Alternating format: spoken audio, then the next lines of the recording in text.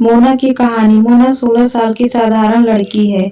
इसके माँ का देहांत हो जाने के बाद अकेली हो जाती है। सौतेली माँ से प्यार नहीं मिलने के कारण गलत रास्ते पर चल पड़ी। अकेलेपन को दूर करने के लिए किसी को दिल दे बैठी है और इसकी जिंदगी में अचानक भूचाल आ जाता है, जिसका निपटना कुछ कैसे करती है, पढ़ने के बाद ही पता चलेगा। मोना के घर आते ही लड़ाई और झगड़े की आवाजें सुनाई पड़ने लगती है। उसकी सौतेली माँ को गंदी गंदी गालियां दे रही है। उसके पिता के बीच बीच में आवाजें सुनाई पड़ने लगती है। उसकी माँ उसे कह रही है, बेहया कहीं, इस बेशरम, अपने बाप को इज्जत की तनिक भी तुम्हें ख्याल नहीं है। समाज में किसी को मुंह दिखाने के लायक नहीं रखी। मुझे मरते वक्त तुम्हारी माँ तुम्हें साथ लेकर जाती, परेशान करने के लिए रख दी है। तुम जल्दी से मेरे घर से बाहर निकल। मेरे घर में तुम्हारे रहने के लिए कोई जगह नहीं है। जा, कहीं जाकर मर। अभी तुम्हारी उम्र ही क्या हुई है यह सब करने की। मोना की कान पकड़कर उसके पिता गालों पर 2 थप्पड़ लगा देते हैं। बहुत बिगड़ गई है। तुम्हारी माँ भी किसी से कम नहीं, वह भी अपने मनमानी करते हुए चली गई, लेकिन तुम्हें मेरे पास छोड़कर। बदचलन लड़की, कहीं ही यही सिखाया है मैंने तुम्हें? किस मुंह से मैं घर से बाहर निकलूंगा? मेरे दोस्त मुझे क्या कहेंगे? कई तरह के सवाल पूछे जाएंगे, किस किस को जवाब दूंगा? यह सब काम करने से पहले बाप के बारे में तनिक भी नहीं सोची। मोना 16 साल की लड़की है जो मिडिल स्कूल में पढ़ाई करती है। वो तो बहुत ही सीधी सादी पर ना जाने किस रास्ते पर चल पड़ी है। अपने परिवार वाले से भी 2 मिनट नजरें मिलाकर बात नहीं करती। कोई उसके यहाँ चले जाए तो सबसे पहले वही कुर्सी निकालकर बैठने के लिए कहती है। समाज में किसी की बेटी को कुछ बोल दे अपने माँ बाप को तो मोना का उदाहरण देकर उसे समझाती है, देख तू कितनी प्यारी लड़की है, अपने माँ बाप से कितना ख्याल रखती है, और एक तू है जो अपने माँ से गाल बजाने में कोई कसर नहीं छोड़ती। सच कहे तो पढ़ाई लिखाई में भी वह अव्वल है। एग्जाम में हमेशा वह फर्स्ट डिवीजन से पास करती है। शिक्षक भी उसकी बढ़ाई करते नहीं थकते। पेंटिंग में भी बहुत खूबसूरत बना लेती है और प्राइज भी वह जीती है। शायद सौतेली माँ का दुर्व्यवहार के कारण ही उसके जेहन में यह गलत आचरण घर कर हो गई हो। शायद अपनों से ज्यादा प्यार उसे बाहर वालों लोगों से मिला हो। वैसे उसके पिता ने उसे पढ़ाई में कोई कसर नहीं छोड़े हैं। उसके पिता दीनानाथ चौधरी, जो अपने समाज के जाने माने हस्ती हैं, उसे बात सताए जा रही है कि अब बेटी को क्या करें, जो इतनी ही कम उम्र में लोग क्या कहेंगे। अपनी बेटी के पार्वती से बोलती है, इसे कहीं दूर रिश्तेदार के यहाँ छोड़ आते हैं, यहाँ रहेगी तो बदनामी होगी, लोग तरह तरह की बातें करेंगे, मैं उन लोगों को क्या जवाब दूंगा? क्यों न एक बार लड़के के पिता से बात किया जाए, आपका क्या ख्याल है? पार्वती चौधरी से कहती है, विचार तो उत्तम है, पर क्या तिवारी जी मेरे घर का रिश्ता क्यों जोड़ेंगे? वह तो मेरे बिरादरी के भी नहीं है। फिर भी एक बार बात करके कोशिश करता हूँ, देखिए मान जाए तो अच्छा है। लड़की वाली बात है, जरा संभल कर बात कीजिएगा। पार्वती चौधरी जी को समझाते हुए बोलती है। झुनझुन तिवारी अपने घर के आंगन में फूलों के पौधों को पानी दे रहे हैं और थोड़ी सी घास हो गई थी, उसी को साफ करते जा रहे थे। राम राम तिवारी जी। चौधरी जी हाथ जोड़ते हुए तिवारी जी को नमस्कार करते हैं। हाँ भाई राम राम। आज इतनी सुबह? तिवारी जी सवाल करते हुए। इधर से गुजर रहा था तो सोचा आपसे मिलता चलूं। हाँ हाँ क्यों नहीं, आइए बैठकर बात करते हैं। तिवारी जी उसे पास लगी कुर्सी पर बैठने के लिए कहते हैं। अपनी पत्नी कमला से कहते हैं, 2 कप चाय लेती आना। चौधरी जी आए हैं, और बताइए सब खैरियत है ना? तिवारी जी ने पूछा। क्या बताएं तिवारी जी, एक बहुत मुश्किल आ पड़ी है, आपकी मदद के बिना संभव नहीं है। तिवारी जी हंसते हुए जवाब देते हैं, मेरी मदद? आखिर ऐसी कौन सी प्रॉब्लम आ गई जिसकी मदद की उम्मीद हमसे कर रहे हैं? ठीक है बताइए, चले आए। कैसे कहूँ, कुछ समझ में नहीं आ रहा है, कहाँ से शुरुआत करूँ? कोई बात नहीं, जो भी है निसंकोच कहिए, मेरी मदद करने लायक होगा तो जरूर करूंगा। तब तक मैं कमला चाय लेकर आ जाती है। लीजिए भाई साहब, चाय में कितनी शक्कर डालूं? रहने दीजिए भाभी जी, मैं खुद ही डाल लूंगा। दीदी की तबीयत ठीक है ना? कमला चौधरी से पूछती है। हाँ 2 दिन पहले डॉक्टर साहब से मिलकर आई है, कुछ दवाइयाँ दिए हैं खाने के लिए, 1 महीने के बाद टेस्ट और कराना है, पता नहीं कौन सी बीमारी है। चौधरी जी बोल पड़ा। चाय का लास्ट घूंट लेते हुए चौधरी जी कहते हैं, ठीक है तिवारी जी, फिर कभी मिलते हैं। इतना कहकर वह कुर्सी से उठकर जाने लगे। अरे थोड़ी देर तक रुक जाइए, घर थोड़े भागा जा रहा है, अभी तो बात भी नहीं हुई है और कुछ मदद की बात कर रहे थे आप तिवारी जी। उन्हें रोकते हुए कहा, ठीक है किसी दूसरे दिन आपसे बात कर लेंगे। इतना कर चौधरी जी सीधे घर बाहर की तरफ निकल पड़े। चौधरी जी की घर आते ही उत्सुकता से पार्वती पूछा, कोई बात बनी कि यूं ही बिना कुछ बोले चले आए? चौधरी जी बोल पड़े, हिम्मत नहीं जुटा पाया, कैसे बोलूं कि आपके बेटे ने मेरी बेटी के साथ गलत किया है। पार्वती समझाते हुए बोली, हिम्मत तो जुटाना ही होगा, आप कहे तो मैं भी आपके साथ चलती हूँ, कमला बहन से मैं ही बात करूंगी। वैसे मैं मोना के मामा को खबर कर दी हूँ, वो लोग भी आते ही होंगे, देखती हूँ क्या निर्णय लेते हैं। मोना की मामी भी आई। उसने मोना को समझाते हुए कहा, तुम्हें पता है मोना, जब तुम्हारी माँ चल बसी तो तुम मात्र 2 घंटे की थी। तुम्हारी माँ सही से तुम्हें देख भी नहीं पाई। हम लोगों ने तुम्हें कितना प्यार से पाला और अब ये सब अपने भविष्य के बारे में कुछ तो सोचा होता। मैं नहीं जानती मामी ये सब कैसे हो गया। मैं बस उसके स्पर्श ही मैं पिघलते चली गई। मैं कुछ समझ पाती इससे पहले ही उस दिन से मैं उससे मिलना छोड़ दिया, यहाँ तक कि उससे बात भी नहीं करती। हमें कुछ पता भी नहीं है इसके बारे में। वो डॉक्टर माँ को बताया तो हमें मालूम चला। जो हो गया उसे भूल जाओ। मैं एक डॉक्टर को जानती हूँ, अब एक ही उपाय है, ऑपरेशन का। नहीं मामी, इतनी भी नादान नहीं हूँ जो ऑपरेशन का मतलब ना समझूं। मैं ऑपरेशन नहीं करवाऊंगी। यह मेरे प्यार की पहली निशानी है। इसे जन्म दूंगी।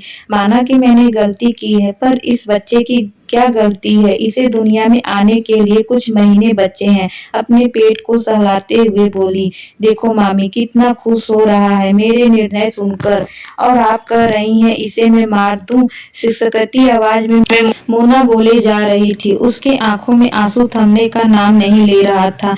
मामी गुस्साते हुए कहा, बिन ब्याही माँ कहलाएगी, समाज के लोग देखकर ताने मारेंगे, और फिर कौन तुमसे शादी करेगा? सारी जवानी बची हुई है, कोई तुम्हें नहीं रखेगा। तुम और तुम्हारे बच्चे भटकेंगे सड़क पर, आते जाते भेड़ियों की नजर कब तक बचेगी? तुम कच्चे चबा जाएंगे अकेले देखकर। मैं कुछ नहीं समझती, बस मुझे इसे जन्म देना है। आप कुछ भी कहे, आपकी बातें मैं नहीं रखूंगी। उसके निर्णय से उसके पिता की और ज्यादा परेशानी बढ़ गई। वो तो सोच रहे थे मोना को यही खत्म कर देते हैं, न रहेगी मोना, न रहेगा इसका बच्चा। पर वो क्या कर सकते थे?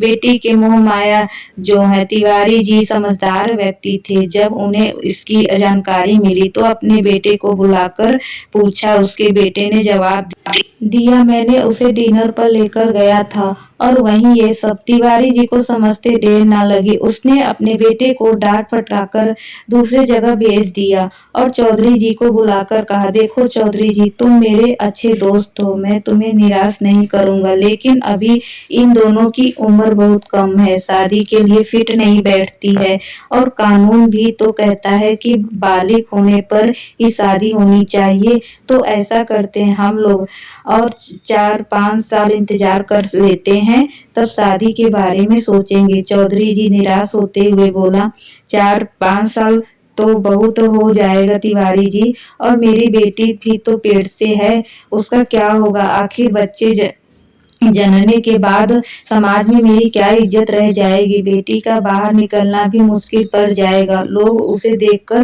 ताने मारेंगे। तिवारी जी ने जवाब दिया, तो वैसा करते हैं, दोनों की शादी मंदिर में करवा देते हैं। आप भी निश्चित हो जाइए और मैं भी। जब दोनों बालिग हो जाएंगे तो फिर दोनों की शादी बड़ी धूमधाम से कर देंगे। चौधरी जी खुश होते हुए बोला, अच्छा, अच्छी बात है, तो अभी से ही मैं पंडित जी से बात करने निकल पड़ता हूँ। और इतना कहते ही चौधरी जी बाहर की तरफ निकल पड़े। चौधरी जी के जाते ही झुनझुन तिवारी की पत्नी कमला अपने पति पर चिल्लाने लगी, ऐसे कैसे शादी हो जाएगी? वो मंदिर में जाकर ना जाने बैंड बाजा, ना कोई हमारे अपने संगे संबंधी को बुला सके, और मेरे परिवार वाले को इसकी जानकारी मिलेगी तो क्या कहेंगे? मुझे नहीं नहीं जी, मैं शादी नहीं होने दूँगी। बेटे नादान है, इन चीज़ों के बारे में उसे मालूम नहीं है, तो हो गई नादानी। ऐसे तो आए दिन हो रहते हैं। बेटा मौज-मस्ती करने का हक है, बेटा है तो कुछ भी करेगा, किसी की इज़्ज़त से खिलवाड़ करेगा। तुम कहना क्या चाहती हो? देखो कमला चौधरी जी की इज़्ज़त का सवाल है और अपने बेटे को नहीं पूछती तुम, यह सब करने का क्या ज़रूरत थी? आज जो चौधरी जी को परेशानी हो रही है और सिर्फ तुम्हारे बेटे की वजह से, तो मेरी यह जिम्मेदारी बनती है कि इस समस्या का नादान हमें करना है। आप कुछ भी कहो जी, यह शादी नहीं होने दूंगी, शादी तो होकर रहेगी। मैं आज ही विक्की को बुलाकर शादी करता हूँ। तिवारी अपनी पत्नी को डांटते हुए कहा। जब तिवारी के ससुर को इनकी भनक लगी, वह समझाने के लिए तिवारी के घर पहुंचा। देखो दामाद जी, यह सब तो इस उम्र में होते रहता है और हम तो लड़के वाले हैं, हमें क्या प्रॉब्लम होगी? उस लड़की को ना समझना चाहिए, गलती उस लड़की की है तो उसे भुगतने को दो, हम लोगों का क्या है? शादी का प्लान कैंसिल करो और कुछ दिनों के लिए विक्की को मेरे घर भेज दो, वहीं पढ़ाई लिखाई करेगा। तिवारी जी को अपने ससुर की यह बात पसंद नहीं आई। उसने अपने ससुर से कहा, अगर मेरी बेटी के साथ ऐसा होता, क्या आप अब भी यही बात बोलते? माना कि गलती उस लड़की की है, लेकिन अकेले मैं कैसे मान लूं सिर्फ गलती उसी की है? गलती की वजह भी विक्की ही बना है। आप यह लोग यह बात क्यों नहीं सोचते? किसी की इज्जत जा रही हो और उसे बचाने के सिवाय आप लोग उसकी इज्जत को बाजार में नीलाम करे जा रहे हैं। कैसी सोच है आप लोगों की? गांव और समाज लोगों को धीरे धीरे इसकी भनक लगने लगी। चौधरी जी मुंह पर तो कोई नहीं बोलता, मगर उसके जाते ही चर्चे शुरू हो जाते। तिवारी जी किसी तरह अपनी पत्नी को ससुर जी को शादी के लिए मना लिया। मंदिर के पुजारी दोनों की शादी करवाते हुए कहा, धन्य है आप दोनों का परिवार जो आप लोगों इतना बड़ा निर्णय लिया। आज के जमाने में ऐसा कहा होता है तिवारी जी, हमेशा तो मैंने लड़की वालों को बेइज्जती होते हुए देखा है। आपको देखकर कुछ तो और लोगों की नींद खुल जाए तो जमाना कितना सुंदर हो जाएगा।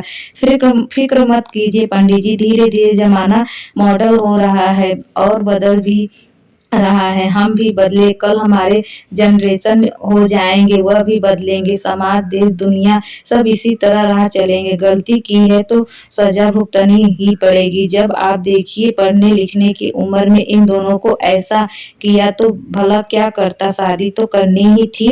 अब रही पढ़ाई लिखाई की बात, तो इन दोनों की मर्जी, पढ़े या मौज मस्ती समय बिताए। और आजकल के बच्चे बाप की बातों को रखते कहाँ है, जो मर्जी आते हैं वही करते हैं। शादी होते ही तिवारी ने चौधरी से कहा, अब आपकी बेटी हमारी घर की बेटी है, इसे विदा कर अपने घर ले जा रहा हूँ और इसकी पढ़ाई लिखाई की पूरी जिम्मेदारी अब मेरी है।